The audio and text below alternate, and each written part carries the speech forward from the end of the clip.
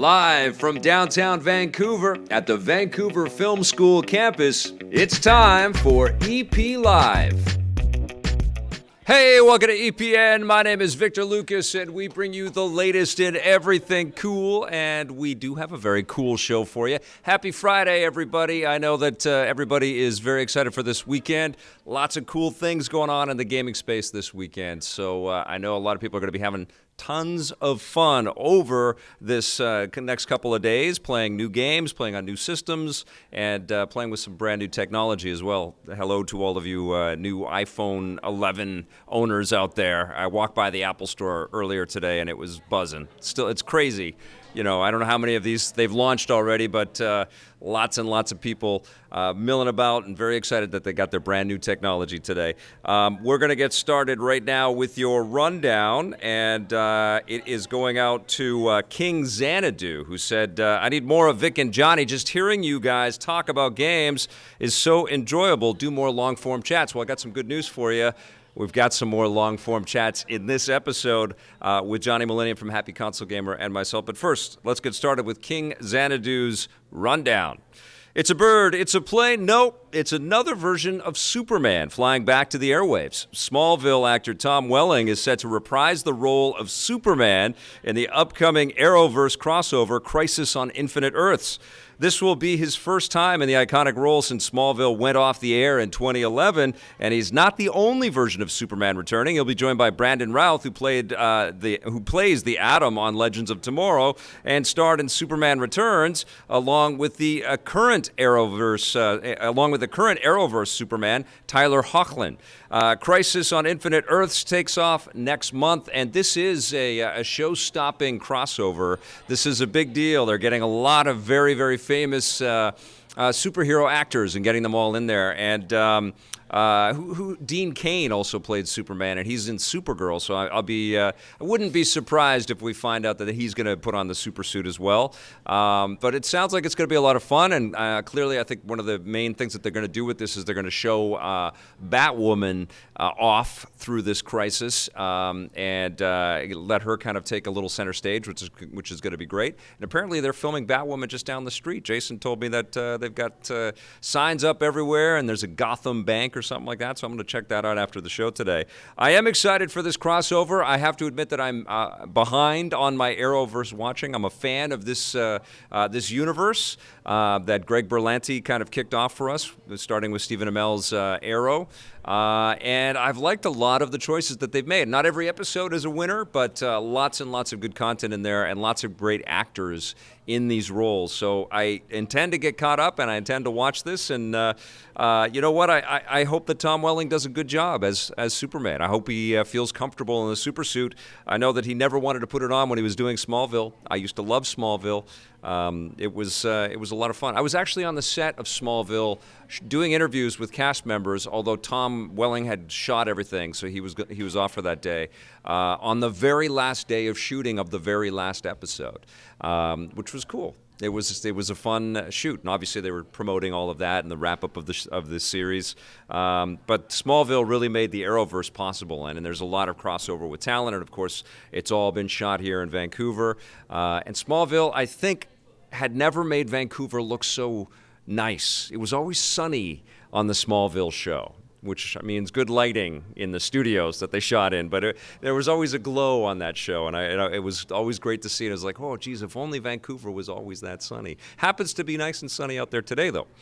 Some big changes might be coming to Steam and the entire video game industry. A French court, citing EU regulations, has ruled that Steam must allow users to resell their digital games. This would have huge implications because it means users could buy and sell games amongst themselves, potentially cutting the game makers out of profits, similar to how used games are sold and traded on physical media. If it happens on Steam, it would also have to happen on other digital storefronts like Xbox Live and the PSN. On top of that, since the French court was citing an EU regulation, this change could be coming to the entire European Union. Steam owner Valve has already begun appealing the decision. Guys, I think we're heading to this all-digital future whether we want it or not, and I think we're heading to subscription-based content in the video game space. It feels like all of these moves against loot boxes and monetization and sneaky microtransactions. The fact that you're basically paying for a digital license on these stores, you don't really own these products, even though you're paying full price as if you were buying a physical good. And that's worked for a while. If people win against the appeals that Steam and likely the rest of the digital storefronts start to do, it's really going to quickly shift focus to kind of a Netflix model. Nobody is really concerned. I mean, the DVD and the Blu-ray market has really taken a hit with the rise of streaming services like Netflix, and I suspect that that's going to impact a lot of what's going on with video game sales very quickly. I think these subscription-based services, which I know are freaky. I know it's crazy to make this big sweeping change, and so much of video game history has been rooted in collection, and it's kind of sad to see these big changes. Anybody that's been collecting movies for a long time has already seen this, or CDs. They've already seen this. It came to a point where it was like, well, do I really need to buy this DVD? And then the Blu-rays came out, and then it was like, oh, do I really need to buy this Blu-ray? And then the streaming services came out, and I think that that's going to happen. And we're going to be talking a little bit about Apple Arcade later in today's show. But if you look at something like Xbox Game Pass, and we don't quite know yet all of the deals that Stadia is going to provide in their service. There's the PlayStation Now service. Nintendo's offering up a bunch of Super Nintendo and NES games now by subscribing to Nintendo Online. It would only take a few turns of the digital screws for them to say, well, hey, why don't you take a little bit of our eShop content as part of your Nintendo Online subscription service? And that's going to get bigger and bigger and bigger. But yeah, I think, guys, we're moving towards you subscribe to stuff and you have a buffet of things that you can play, but you don't ever physically own them. And it will be court cases like this that help usher that along. These companies are not going to want to fight for, selling at full price and then being cut out of somebody, having a digital asset that they can sell to their friends, which seems a little bit more fair on the consumer side because they're paying the same price that somebody would pay for a physical asset. But that gets very scary for the publishers and for these big storefronts. So these are very interesting times, right? I mean, honestly, what's happened is that it's finally hitting this industry. It's finally hitting the video game industry. It hit books, it hit comics, it hit music, it hit movies and television shows, and now it's a part of the gaming space as well. And speaking of streaming services, it seems like the gorgeous ladies of wrestling just couldn't stand out among the crowd of Netflix offerings. Netflix has announced that their 80s wrestling series Glow will end with its upcoming fourth season. A Netflix show tapping out at the fourth season might not come as a big surprise. Earlier this year, The Hollywood Reporter revealed that Netflix doesn't want most of their shows to go longer than 3 or 4 seasons because after that, the new episodes don't help to bring in new subscribers. Their analytics determined that they're instead better off spending money on new shows. So unfortunately, Glow didn't beat the statistics. Expect the final season next year. I love Glow. I think it's a very, very cool show. It's very well made. The performances are great. There's a great physicality, obviously, because it's wrestling, but there's a real sense of commitment and some great comedy and some great drama actually sprinkled all the way through the show. It's just a really fun, unique show. A little bit freaky that the robot overlords are determining, who gets the content when and where and when it's going to stop. That's a bit freaky. Again, that's probably going to filter into gaming as well. But it's like a freight train heading our way. I don't know how we kind of stop it. We can't sort of turn back the clock. We've got all of these always on, digital services. Those aren't the cops coming for me, by the way. We are live on location in a live space, the Vancouver Film School Cafe at 390 West Hastings, and sometimes ambulances and police cars drive by. But sad to see Glow go. But honestly, I think that there's a reason why some of these analytics are kind of looking at that stuff. I think a lot of viewers kind of tire of shows after a while as well, and that's probably where a lot of that data has come from. And I'd rather that Glow go out with a bang, and I love it when shows know that they have an end date so that they can prep for it and go out with some really solid writing and some real sort of cross the finish line with some energy, kind of stuff. So hopefully Glow Season 4 rocks, and hopefully Netflix has got some other surprises up their sleeve. Oh, I did. I went by another story. Okay. And DC's best superhero is coming to one of the biggest games of all time. Epic Games has confirmed rumors about a Fortnite and Batman crossover. They haven't said exactly what the crossover will be, but in previous crossovers, players have been able to interact with licensed characters like John Wick and Thanos and use new weapons and gear inspired by them. So Batman will likely be the same. Batman doesn't use guns, by the way, so I don't know what the hell they're thinking here. This is coming mere weeks before the release of the new Joker movie, so there's a chance the Clown Prince of Crime will appear as well. I am going to be loading up Fortnite. That's all it takes, guys. You throw Batman in something, I'm going to go back to something like this. I bought the Batmobile for Rocket League, but I haven't played that in a while. This does make me want to play the game, but even more exciting than this, and this is kind of a little plug for the Epic Game Store, but you've seen this all over the internet, 6 games are free. Is it Batman Day today? Yeah. Is it Batman Day today, or was it yesterday? It's happening. I'm seeing everybody wearing Batman wear. It's sacrilegious that I don't have mine on. But happy Batman Day to everybody. But on the Epic Game Store, they said, here is the Arkham trilogy developed by Rocksteady for free. And here is the Lego Batman games, all 3 of that trilogy as well, for free. Crazy. It's insane. And clearly Epic has the money to be able to make investments like that and partnerships with Warner Brothers. Again, this account-based kind of relationship that these companies have can allow for interesting offerings like that. But that's pretty cool. So you know what? I want to hear from you guys. If you can comment right below this video. If you've never played the Arkham games, you have no excuse. There's lots of different ways to get these games, and they're very affordable. I want to hear what you think, especially with the celebrations around Batman Day, which should be an international holiday, right, guys? Yeah. Oh, it's tomorrow. So like all businesses should shut down, and we should all go to some church on Crime Alley or something like that. With the giant bat signal, yes, which is awesome. Yes. So happy Batman Day. That's our rundown for today. Thank you for watching that. Now let's take a look back at this day in everything cool.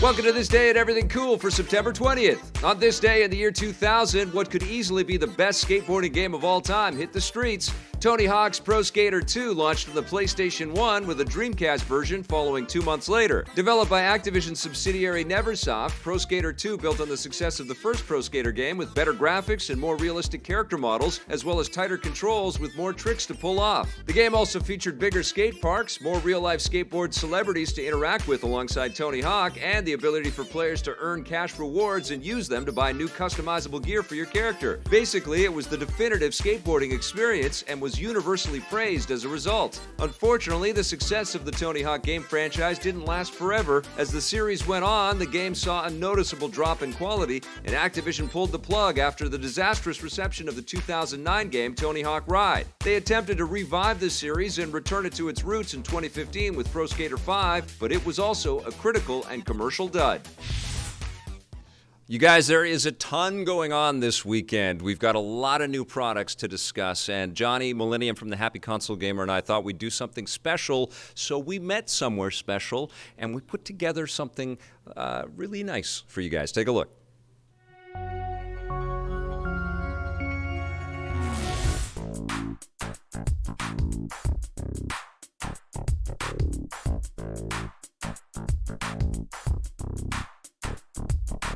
We're doing something a little bit different today. Johnny Millenium from Happy Console Gamer is here with me, and we're at the Capital City Classic Arcade. This is the one and only classic arcade in the Vancouver area, and it's in New Westminster. And you are friends with the owner of this space, Brad. And you just become friends with him as well, which is awesome. And said we could come in and shoot this conversation, which is, I think, kind of, a little bit of a celebration and also a little deep dive into some of the things that are going on specifically yesterday and today. You're talking about some old school games that are getting released, some old school systems, Yes. and some new systems. That are Some getting brand new released. systems and some brand new technologies to allow people to play video Yes. games. What do you want to start with? Well, let's talk about the Switch Lite, which is on sale today. This Yes. is the launch of this new platform, Right. and you've got the review up on your channel. I do, yeah. What have you been thinking about this little I think device? it's a really wonderful handheld device, and you even came over, and we can say this. You said, "Oh my God, this is the new Vita." Yeah. It is, because it's a handheld device. Yes. It's playing new school games and old school games right there in a portable machine. Really connects well. I mean, it feels very solid. It's not like the Switch where you can feel the Joy-Cons a little loose. This one's very sturdy. I was really surprised at how comfortable it feels in your hand right away, and how different it feels from the other Switch that we Oh, yeah. know and love. Right? Yeah. It is this all-in-one new portable kind of solution from Nintendo. Right, with some brand new features added in there. The D-pad is absolutely awesome. It's got a smaller vents on the side. Yep. It has a smaller screen, and a lot of people will be like, "Oh man, I don't know if I like the screen Yeah. because it's smaller." And then you start playing it, and you said it the best. It looks a little bit more high res because it's smaller. Yeah. That's true. That's what you thought. Well, I too. think it has the same resolution spec, but the pixel density is a little tighter, Yes. so everything sort of looks a little like it sort of pops off the screen in a Yeah. way. Now, you're dealing with less screen real estate, so maybe you're not going to see every single detail that you would on a larger Right. handheld current Switch model. Right. But it still looks pretty damn good. And the other thing that we tested out, too, was logging into your account on both your existing, Right. your old Switch and your new Switch. So I had both accounts logged in. Yeah. You were playing Astral Chain. Yes. And then all of a sudden I started playing like King of Fighters, which is perfect for this place. Yeah. I started playing the King of Fighters, and it logged you out. Yeah, because the way that it is right now, and I think presumably Nintendo is going to make some alterations with this, but you can have the same account on two Switches. It asks Yes. you as you're loading up the software whether you want to attach it to an existing Nintendo account. So you can do that, and you can download every game that you have on your existing Switch onto the Switch Lite. Yeah. And you can play them at the same time. But if they connect online at the same time, it looks Boom. like right now one of them will be kicked out, and every time it looked like the Switch Lite was getting kicked out every time. Yeah, and we turned off the Wi-Fi and all of that, and we could both play Astral Chain at the same time when Yes. we were doing that, because you can have different saves on different machines. Yes, you can. Or you can use the online cloud service to download your save. So Yes, that's another option. But the thing that we had to do is I turned on airplane mode on the Switch Lite, Right. so that I was able to play the library that I had downloaded to the Switch, Right, yeah. while you were playing at the same time. So it's Yeah. a little convoluted, and hopefully what I hope is Nintendo says, you know what, there's going to be households out there that have multiple. multiple systems With one account. on one account, because happen. you Of know, course it's like gonna a happen. family isn't going Of to want to course. buy 6 copies of Astral No, Chain, but there might They'd be be a smart family if they did, but you know, exactly. yeah, so I hope that Nintendo opens it up a little bit, like PlayStation and Xbox have. You Right, can have right. multiple PlayStations on an account and multiple Xboxes. Right. What did you think of feeling it? It's very light, isn't it? No pun intended. But I also like the sort of grippier feel of the plastic that they chose for Yeah. it. It feels like a different platform than Right. the existing Switch. Yeah. It does feel like it's in the family, but it feels like a different machine. It I- feels a lot more like It's so a DS or a 3DS. Exactly. I was Yeah. just about to say, it's so silly to say, it's so obvious of what it is, but it's a handheld, and we can't stress that enough. Yeah. It's a handheld. It's Nintendo's new handheld. It's weird that it's called the Switch, though. It is, because it doesn't switch. It does not That's switch. what I said in my Nintendo Direct But my reaction. prediction is that somewhere, somebody in some lab right now is working on some USB to HDMI conversion, so that through the they can do power. it. I don't know. I mean, Nintendo would have to open up this software capabilities to allow Right. people to do that, but something tells me someone's going to figure out some kind of port that you'll be able to put the Switch Lite on. And do you know what I was saying? Yeah. You know what's going to come next year, and the year after, and the year after that. It's going to be a Nintendo Lite XL, Yes. an XL with a better screen. I mean, it's just going to keep on coming. This is the beginning, folks. It's the beginning. I do see the attraction of a device like this. You know, I would hate to damage my larger Switch anywhere out there, Right. and the idea of having one that's a little bit more pocketable, especially if I'm on a long flight or a long train trip or something like that, the Switch Lite does seem incredibly enticing. Yeah, we just got to get a nice cover for it to Yeah. take with you. That's a very important thing because it's portable. Yeah. It's not just sitting in a dock. Yes. It has to sit somewhere. You don't want to scratch that screen. But Nintendo really has to make this, that you can play in the household on the same game. And my daughter wants a Switch of her own, so it'd be rad for me to be able to say, well, play play with the Switch Lite, and Yeah. let's play a game together off of my account without something crashing. Nintendo's got to figure And that out. that's a good segue into talking about this. Link's Awakening. Yeah. You and your daughter have been playing this. What's that experience like? Tell me about that. It has been phenomenal to see my daughter Ruby become such an avid fan of video games, but not to the obsessive point. Oh, no, as obsessive as your father. She's not me, Yeah. which is great. She has her own way in, and she's loving them, and she's loving, that she's finding her favorites, and What are her favorites? she loves Zelda. Like we That's built great. we beat Breath of the Wild and Twilight Princess, and now we've beat Link's Awakening together. And she is a real aficionado for this, and she helps me solve the puzzles in the game. She's always saying, "Go over there, go over there." Go. Yeah. She says, "Go over there." She has Go over there, and Go over there. and she's making the voice and being funny. But I always say it just sounds hilarious. Go over there. So- over there, Dad. Okay, we got to have Ruby's top 5 Zelda games. No, what's her favorite Zelda game? Oh, of all time? her favorite game of all time is Breath of the Wild. Oh, isn't that cool? But she loved Isn't that Gris. cool? We played Gris together, and Yeah. she is, or Gree. She is, she's totally into it. She's loving Astral Chain as well. She really, What? she thinks it's incredible. Yeah. Wow. What does she think of all the imagery? It's insanity, Oh, that game. she loves it, man. That's great. That's really a lot of fun. She will be a future host of EP I'm- if she wants to be. Yes. Yeah. Oh my! Imagine she just takes over. That'd be amazing. You know what I appreciate too about Ruby is that she doesn't have any predispositions or any Past. she's not going to say no. I don't want to look into the history of video games. She doesn't poo-poo the concept of me putting on a Sega Genesis game or a Super Nintendo. It's all fun for her. It's all interesting. Yeah, and that's what it should be. And obviously the other big story that we've covered extensively on EPN is the Sega What? Genesis Mini. Yeah, really? Have you covered this on your channel, Vic? I've been all over your channel. I've never seen one video about the Sega Genesis Mini. Not one. Definitely not 10. Listen, they sent it to us a month ago, Sega. Thank you, Sega. And Sent me one too, yeah. and it's an interesting product It sure because is. it dives into a whole history of this machine. Clearly, One that we grew up with at that yeah, time. We sure did. And yeah. they did a great job with putting it all together. And because we had so much time with it, there was lots of time to kind of plan, stories and conversations about Yeah, this stuff. yeah. Now, I said my 10 least favorite games and we're my gonna get 10 into this. suggestions. Did you have games that you think that shouldn't have been on the Sega Genesis Mini? I haven't made an extensive list. You're putting me on the spot right now. I know. We're gonna put it back to you. We're just going to get flipped right back to this guy. Listen to this, Strider. I know, I got a lot of heat. I got a lot of 4.5. heat. There's probably a Strider machine in here right now. This is I'm the getting a lot of biggest these from people out there. travesty known to mankind. We have to have this. Listen to me. We're going to talk about this right now. Okay. Okay. I love the art of Strider. Well, that's really good. It's So, it's yeah. a beautiful game and it's a cool game. I just didn't like the play of it. I found it very clunky, especially next to games like, Gunstar Heroes and Castlevania and Contra. It just felt so No.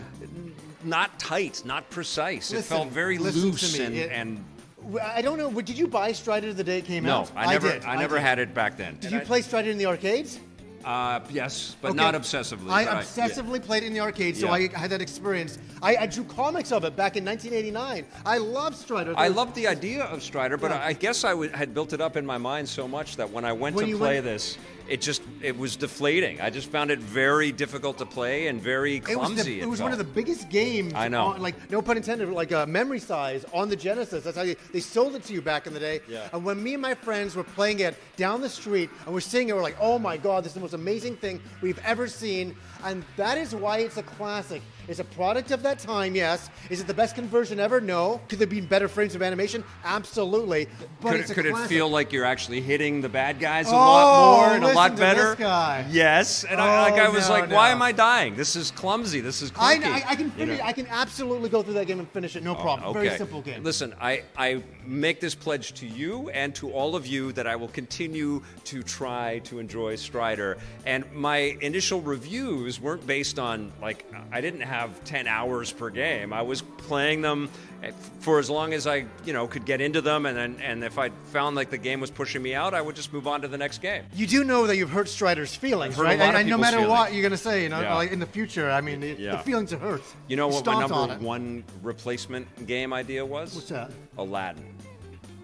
Okay. And I was actually surprised. My top 10 substitution ideas. Yeah. Most people seem to be pretty cool with them. I had Mutant League Football on there, Sure, NHL yeah. 94, Mortal Kombat 2, the Strike series, or BattleTech. Do you ever play the BattleTech game? A little bit, yeah, back in the day. Love- Tiny bit. Yeah, love that I game. remember that game. Yeah. For sure. If there's some games I wish would have been on the machine, would be Warsong, which is Langrisser. It's like another kind of a version of Fire Emblem, not made by Nintendo. Yeah. That was an incredible strategy Right. RPG back in the day. Well, they had what was Striking. No, what was the turn-based? Shining Force. Yeah, they had Shining Force. That on Shining, it. which Yeah. was very nice to see on there. I'm not unhappy about that. Yeah. But if we were going to get nitty gritty, I would like to see that on there. Yeah. I'd have to go into my backlog. The Crusader Sentai would have been good. That's a Zelda, Genesis Zelda on there would have been really awesome as well. Okay. Yeah. I mean, Revenge of Shinobi would have been good on there Right, as well. more Shinobi games. More Shinobi games. Yeah.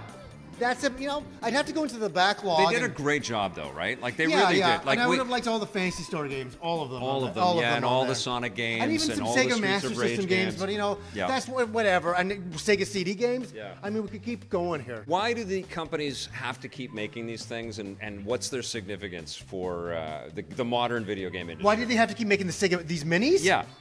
Oh, well, for people like me and you, Yeah. but the problem is there's not enough games on them. Right. Everybody's always arguing and mad and all that.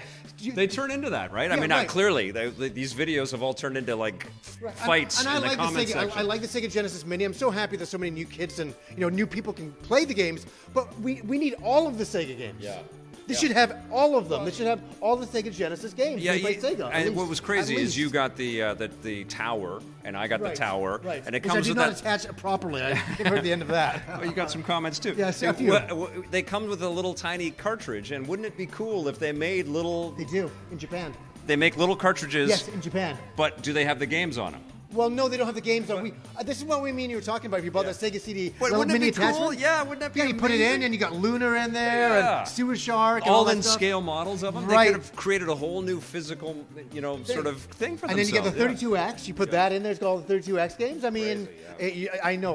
We should have done this stuff, but there should be more games on these machines. That's all I'm saying. Yeah, or some kind of digital store option. There's or no something. reason why Sega could not have all of their backlog I games know. on there. Well, Every- it's the licensing arrangements. I'm getting and M2 to get to every damn game Yeah, out there. and the for third-party sure. deals. Do you know what I'm hearing? Yeah. You want to hear something interesting? It's kind of breaking news before I left the house. Yeah. I saw on Twitter that a lot of people are getting the Sega Genesis Mini now, and there's no sound problems or delay input. Nobody's seeing it. And some people are saying they fixed it before the release from the reviewers.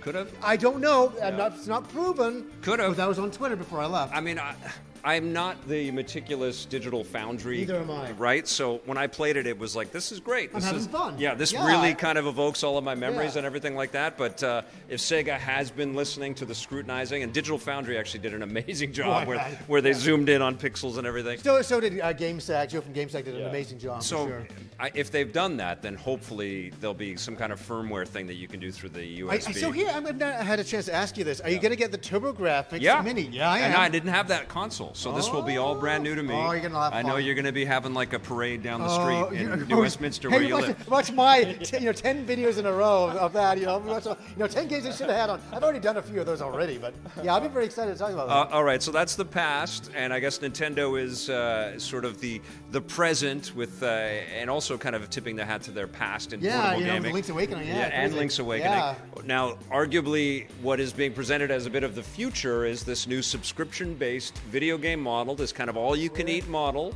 Yeah. The industry is always tiptoeing around this kind of idea. Apple has got Apple Arcade, and it's out as of yesterday. You just downloaded it, didn't I you? downloaded it, and it's a part of the iOS 13 update. And do you have any thoughts on this?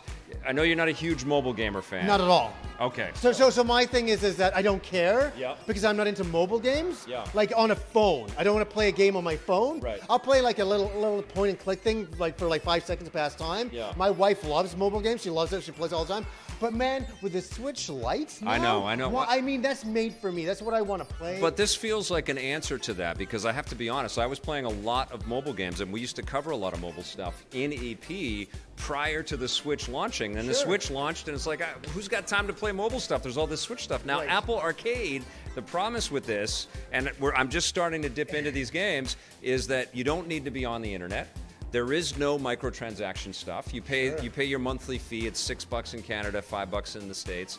and you can play any of these games for as long as you want, anywhere that you want. You can be on airplanes, which always drove me nuts with mobile titles. Why would they make mobile games where you would want to play them on the airplane, but they have to be connected to the internet? This is ridiculous. It's so stupid, Okay, right? you know, and it's all about the Benjamins, you know- but you now know- it's shifted to something totally different. Do you know what? You know, for a lot of people, they may really enjoy this. Yeah. But for me, look at this. I'm just going to turn right here. This is an arcade machine. This has buttons and joysticks. And you know, this is what I like. This is an arcade to me. It's kind of funny that we're in here. I like the symbolization of reality. You know of what? Pressing buttons. I don't want to be pressing a screen. Well, you know what this might usher in, and it's still early days, because of the success of the Switch. Yeah. And the idea that this is like traditional game companies, they're working with Konami, they're working with lots of studios and lots of big brands to build games that may not debut here first, but there are some exclusives that are going to be here for a while at least. I think that this is going to open the door for more hardware manufacturers to come up with controllers that attach Switch-like to phones, and that it actually might. Switch. Why would I need to get? Why do I need to get a phone and attach a thing to it and have that in my? I mean, what a pain in the The ass. thing is that you have a phone. You That's probably true. have a phone before you have a Switch. I understand that. And So some that- of these games could be as good as some Switch games. So that's how they're going to make money. I Yeah, get it. yeah. I'm not against them making money. I get how they're going to make it. Yeah. I'm just not going to play it. I'm not interested at all. Okay. I am. All right. Okay. Yeah. Well, we will definitely check back on all of that. Sure, But, yeah. I guess that's a kind of a state of affairs in the video game space. Yeah. Now, how do you feel about us playing a little bit of? Oh, well, let's get on with it. Absolutely. classic I have to arcade kick Vic's ass and Mark of the Wolves. It's going to happen. I wore my Geese Howard sweatshirt for this on purpose. Okay, I will let you kick my ass. Now, earlier today, I went to go and see the new Sylvester Stallone movie, if you can call it that. It's called Rambo: The Last Blood, and I'm being, a little smarmy there, but it was so short. It felt like an hour and 20 minutes. I think the full runtime is an hour and 39 minutes, but it was like, what? It felt like half the movie was ripped out of it. For anybody that doesn't know, because there's been big gaps between Rambo movies, so I'm speaking to somebody that might be about 14 years old right now, don't go see this movie. Don't go see. There are better Rambo films. Rambo started it a long time ago in the 80s when Sylvester Stallone was still kind of, defining his role, his career in the film industry. It had huge success with Rocky, but he was still an up-and-coming actor in a lot of ways. And he was cast as this Vietnam veteran named John Rambo. And he in the first film, he goes to a small town and he gets completely pushed out of the town by some bigoted law enforcement personnel, famously played by Brian Dennehy, one of the guys. Incredible film. It was all shot in the Vancouver area, by the way. But it really set up this amazingly interesting individual who was a warrior but didn't want to be a warrior and was really kind of pushed to the edge and had to fight back. It was a smash hit, and it really kind of helped to catapult Sylvester Stallone, that along with the Rocky movies, into the stratosphere of superstardom around the world. And so, of course, sequels came. And as sequels to the Rambo films came, they all got a little bit more cartoony and a little crazier, and Rambo became more super-heroic. He started wearing less clothing, so the more muscles could be shown, and there'd be like lots of shots of like arms just jiggling as they were shooting machine guns. There were lots of that. It was crazy, and people blowing up in all kinds of interesting ways. And then Rambo disappeared for a while because tastes changed, as they do, and came back about 10 years ago with another Rambo film, which was so unbelievably violent and crazy, but it was actually a pretty well-made movie, and it was along the lines of what was recently done with the Creed films, with Sylvester Stallone also starring in them, which I loved. I loved both Creed 1 and 2. Now, I had some expectations and some hopes for Rambo: Last Blood. But what this movie is it's a one-note xenophobic horror movie where Sylvester Stallone, who is not letting himself age gracefully, because he's got it almost looks like it's a man wearing a Sylvester Stallone mask that's melted a little bit with all the stuff that's happened on his face, and he's kind of a serial killer. He's like setting up traps for his victims for half of the movie. And then something goes wrong with the person that he cares for, and of course it's Mexicans. So he goes and tries to kill some Mexicans, and then they hurt him, and then they hurt somebody else that he cares about, and then because he's been setting traps for half of the movie, then we get another 25% of the movie where he's setting more traps with this evil glint in his eye and some scabs on his face because he got beat up.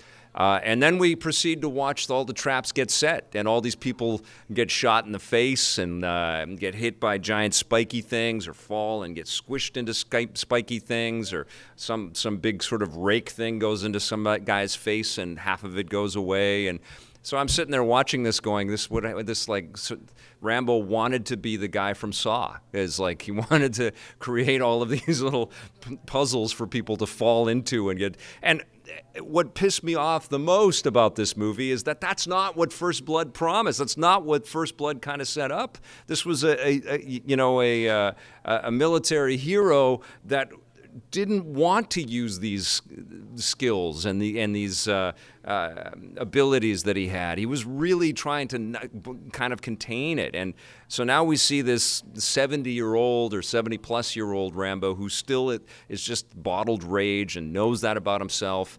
And it's just so...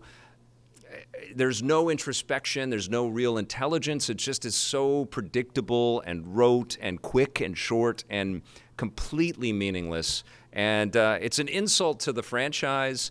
It's an insult to the recent fantastic work that Stallone has done in the Creed films. And worst of all, it's an insult to the character, which was an interesting character, John Rambo. Now this is below the cartoonishness that the Rambo 2 and 3 movies got to. It's below that.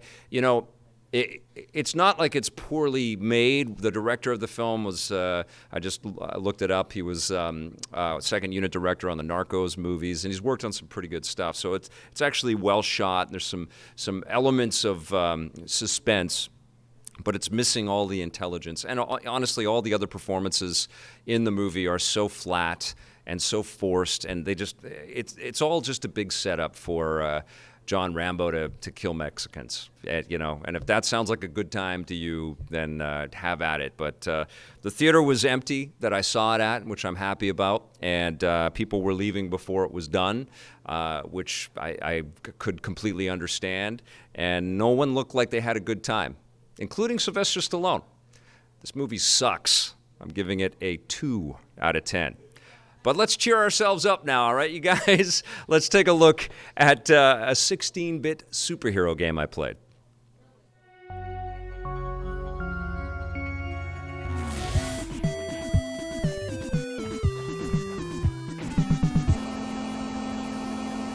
It's time for another 16-bit superhero review segment, and this was all brought on by the fact that 2018's incredible Spider-Man for the PlayStation 4, developed by Insomniac, blew my mind, and I said to myself, there's a bunch of 16-bit superhero games that I never played when they came out for whatever reason, so I went on the hunt on eBay and Craigslist, and I ordered a bunch of titles. They all came to me in little fits and starts, but I got a nice little collection of these games, and I thought I better review some of these titles and let you know how I feel about them today in 2019, even though these are super old. The one I'm reviewing today is 25 years old, as a matter of fact. It's 1994's Spider-Man and Venom Maximum Carnage. This was one of the first cartridges that I tracked down, and there was a lot of buzz on the internet for this game. Holy mackerel. Lots of people still love this title. Lots of fond memories. I took some Instagram shots, showed off that I got the bright red Genesis cartridge. Yes, I know the Super Nintendo cartridge is the preferable one because the music is better. I know, I've heard that many times. But the Genesis game plays fine. The music's okay. Honestly, this is a game that brings me a lot of joy. I did look back at some of the reviews for this game when it came out initially, and it's another beat 'em up, it's another brawler. So many of these superhero games were kind of like riffs on Final Fight, where you're crossing across the screen and you're just beating up on totally generic bad guy after generic bad guy, and there's a lot of that in this game. There's lots of great cameos, though, from the Marvel Universe, which are really fun. Cloak and Dagger and Captain America, and you've got Shriek and Deathlock and Demogoblin and Carrion, as well as Carnage. And you can play as Spider-Man or as Venom, and there's a little bit of a branching path thing that happens right there. You do have the ability to swing and web zip and stuff, but you're going to be beating up a lot of sort of dudes, just like regular type dudes that just don't seem to fit. Like they're fighting Spider-Man wave after wave after wave, and Spider-Man is just mercilessly just beating the crap out of them and throwing them around and throwing newspapers on them. It's still fun, though. There is this tactile connection. When I pop this cartridge in, I just sort of get lost in I guess I get a bit numb to the action that is happening, but I also love it. It's just really fun to play. You know, it's tight controls. It feels really slick. I mean, there are some frustrating bits. I think the chunk of the game that frustrates me the most is when I'm climbing up a wall and there's little arrows telling me that I have to swing over to this wall or that wall, and there's these attacks coming down from the top of the screen, from off screen, and the arrows are kind of telling you to avoid them, but you don't quite know where they're going to be, and sometimes you get caught in an animation and boom, you'll go all the way down to the bottom and have to start again, and that got a little bit frustrating. It's also tough, so you're not given lots and lots of lives. There are power-ups and secrets and things like that that you can find that will extend your continues and extend your life count. Definitely recommend that you go off and get those, because this game can be challenging, like a lot of 16-bit software was, and it can be a little bit frustrating because of that. For the most part, though, this game just brings me lots of joy. There's great little comic book cut sequences. The music by an artist named Green Jelly, I think, is kind of funky and propulsive, and fits the quirkiness, this sort of comic book pop visual style that's there.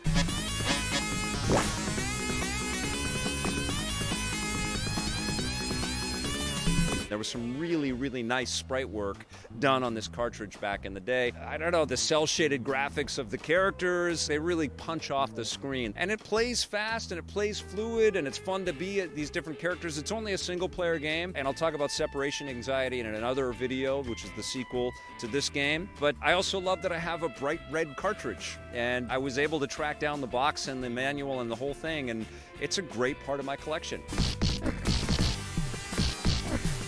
I think Spider-Man and Venom Maximum Carnage is an absolute classic, and it's a fantastic fit in my 16-bit superhero collection. I'm going to give it an 8.5 out of 10. All right, that cheered everybody up there a little bit, right? That was Maximum Carnage? Is that what we played, Blake? Maximum Carnage? I love that game. Spider-Man is an amazing character in the video game space. My friend Jason is here. How are you doing, sir? Good. You ready Thanks to for having me. take the control to play a little Wreckfest? Let's wreck some cars. Yeah, wreck some cars. Okay, so we're going to let you create a custom event. Can you see that screen okay over there? Yeah. Okay, cool. We're playing Wreckfest. This is, I think it's Bugbear out of Finland. They used to do the Flat Out series. I'm sure Flat Out will come back at some point, which was a great competitor to the Burnout series with some crazy physics. I love Demolition Derby games. I don't know who out there remembers Destruction Derby from Psygnosis for the original PlayStation.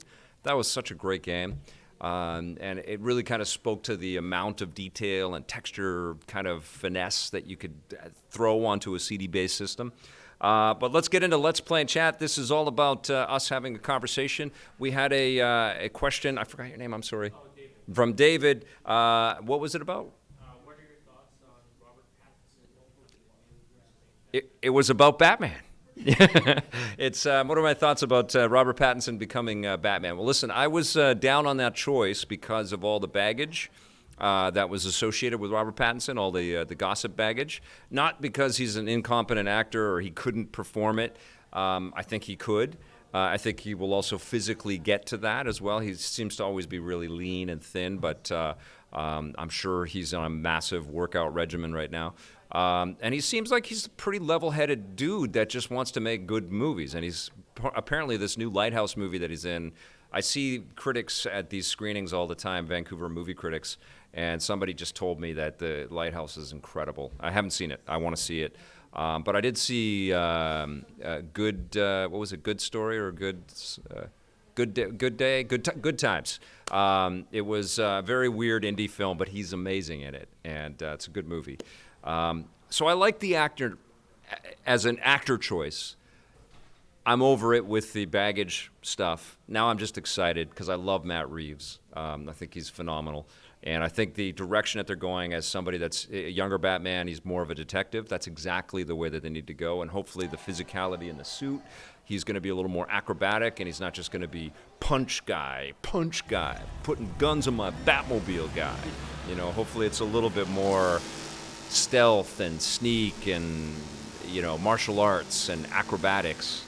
That would be rad. And I had this other idea, and I'm going to float this with you because we're all friends, right? I almost tweeted it, but I could just see the backlash. What if they cast Kristen Stewart as Catwoman? Wouldn't that be crazy, right?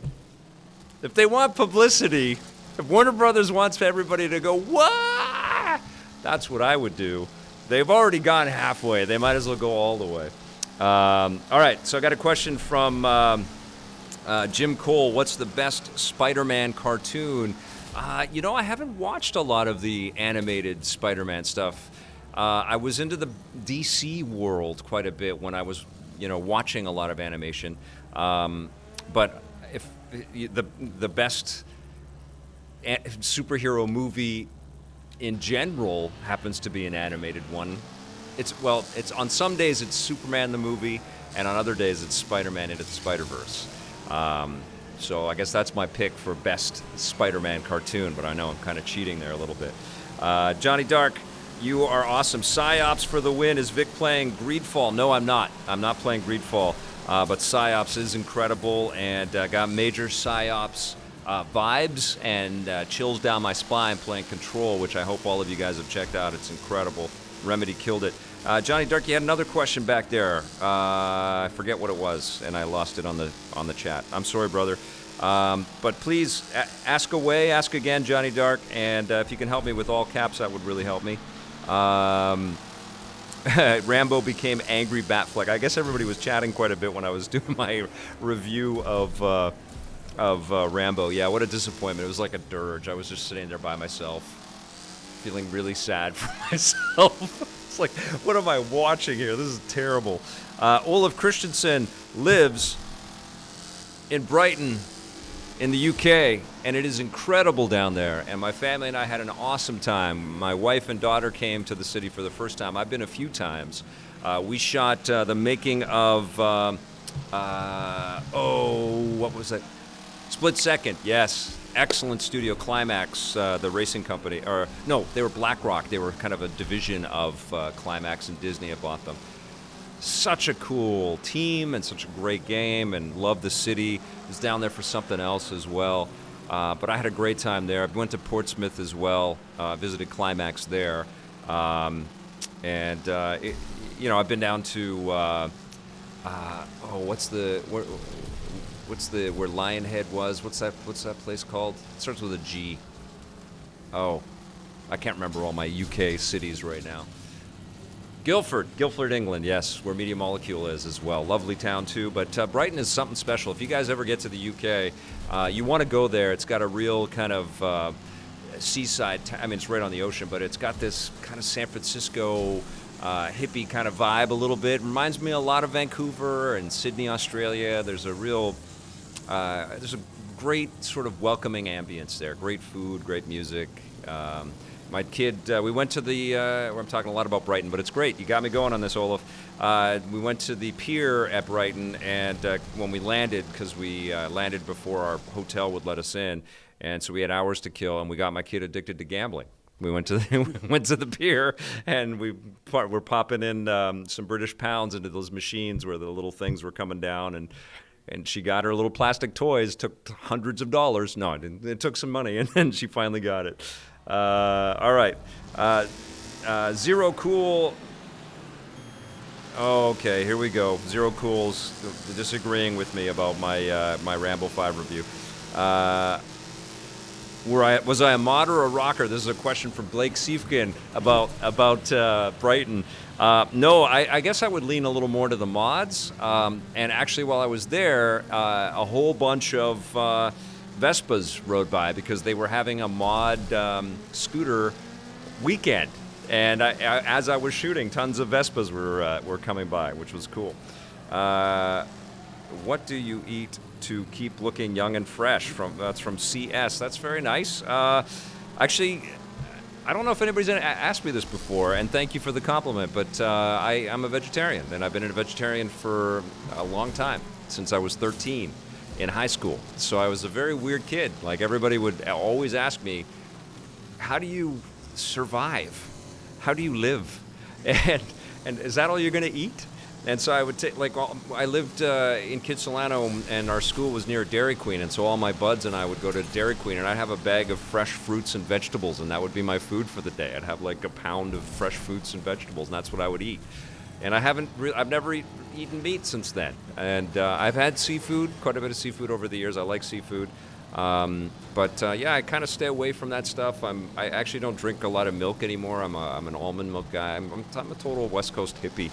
But now it's not so weird, you know. It's like they sell Beyond Burgers at A&W, you know. Like, that blows my mind. That's not a plug for A&W, although they're delicious.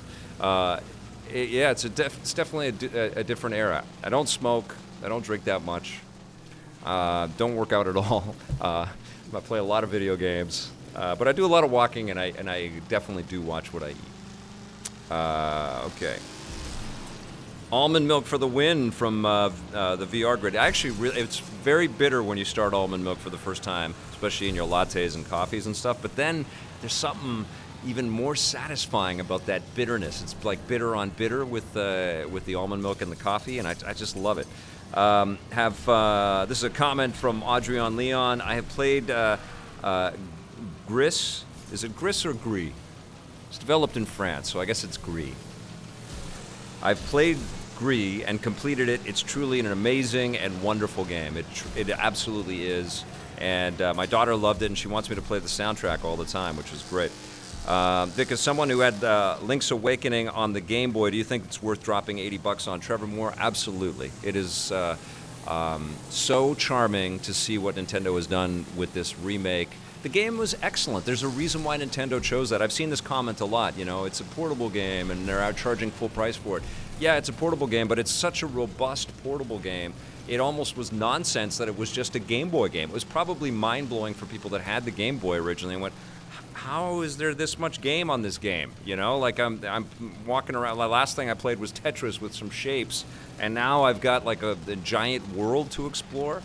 And that's why Nintendo said, let's go back to it. It's incredible. Plus, there's a huge market out there that loves Zelda, but has come to it later and has never played this game. And this is the best version of this game. And I love that Nintendo is very respectful of the past, but updates it in some really innovative ways. And you're going to want to play the game, and you're going to want to play it again, and you're going to want to show it off to people that you care about, and you're going to share it. And it's going to be an awesome part of your collection. And if you pick up one of those little Link amiibos, you're going to freaking adore it. And it does feel like a tiny little appetizer when you stack it against Breath of the Wild. But it's still a satisfying and well-made, delicious appetizer. So, yeah, I would definitely pay full price for that. And we know Nintendo hardly ever drops their price on games, so if you want it, you're going to have to pay full price for it. Question, what do I think of the new Modern Warfare remake? I'm nostalgic for the original Modern Warfare 1 and 2. I think it's incredibly risky, some of the stuff that Infinity Ward is doing with the story. And we're going to see what the fallout is on some of the choices that they made there. I haven't played the single-player stuff, but I've played a lot of the multiplayer, and it is crazy fun, crazy addictive. It's very different and disparate from the storyline and the, trying to adhere to reality and make you think about the consequences of terrorism and some of the gray kind of areas that the world is in right now. But it's very well made, and it's beautiful. And I couldn't help thinking about the beauty of that game because I've seen it running on the PlayStation 4 compared to what I've been seeing on Borderlands 3, which isn't a bad-looking game, but it's just not at that same production quality. So I'm very, very psyched to get the final Modern Warfare and to go through the campaign and dive into the multiplayer and then give you guys some feedback on it. I've been entertained every single time. Yes, there's a predictability and a familiarity and an over-the-top zaniness. This time they're trying to avoid a lot of that stuff. And also, a franchise exhaustion as well, just like we felt with Assassin's Creed and Tomb Raider and some other types of games over the years, Tony Hawk. But they're, my scores kind of illustrate that. I've always been entertained by the Call of Duty games. Some of them more so than others. But I'm psyched. I think Modern Warfare is going to be a ton of fun. Question, have I played enough Borderlands 3 to shoot a review, and will you be doing any more streaming? This is from Taz. No, I have not. I played some yesterday. I streamed some to test out the new streaming thing. Got some questions about this. We have decided that we're going to try to extricate some of the live streaming and some of the game streaming that we're doing that's just specifically live type stuff to a different channel, because we're flooding this channel and we get news from people that their notifications are lighting up like crazy, and we're trying to kind of make it a little bit easier. So if you want to be here for the live stuff or watch some live Let's Play type stuff like I just did yesterday with Borderlands, eventually it will be there. For the time being, it's all here. We have to kind of create the full plan and shoot a little video and kind of say why we're doing this and make it clear. And then we want to try to get as much subscription commitment over on the other channel so that we can secure the Electric Playground Live URL. I probably shouldn't say that out loud because now somebody else is going to try to do it. But would like to have that and like to be able to kind of share that as our live thing, and then the EPN channel. You'll still be able to access all of the stuff, but the EPN channel will be the hub for a lot of the edited pieces and the packaged pieces that we do, and some of the cut downs and things like that.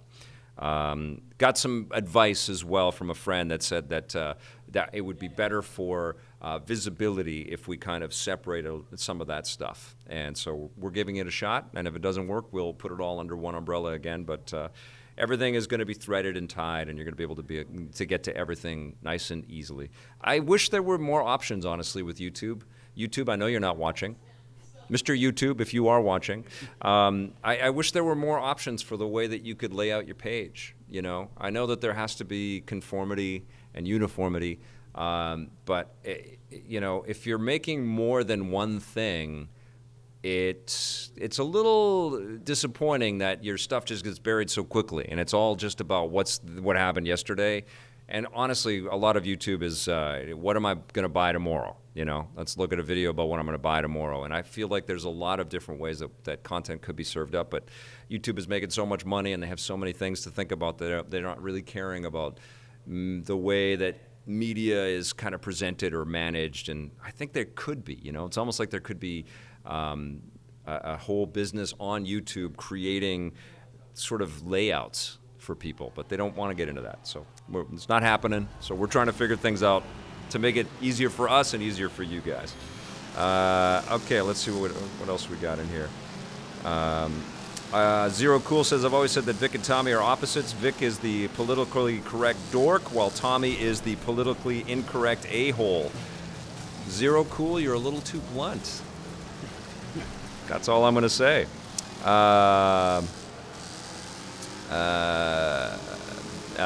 Olaf Christensen, I did say how awesome Brighton was. Let's see. I remember playing this for hours because I had the Sega channel. I guess we were talking about Strider or one of those games. What's the opening tune for the 16-bit superhero segment? You cut that. It's on the YouTube audio channel. What's it called? 8-Bit March. Yeah, it's a good choice. What do I think of the new YouTube purge, the mass demonetization of content creators?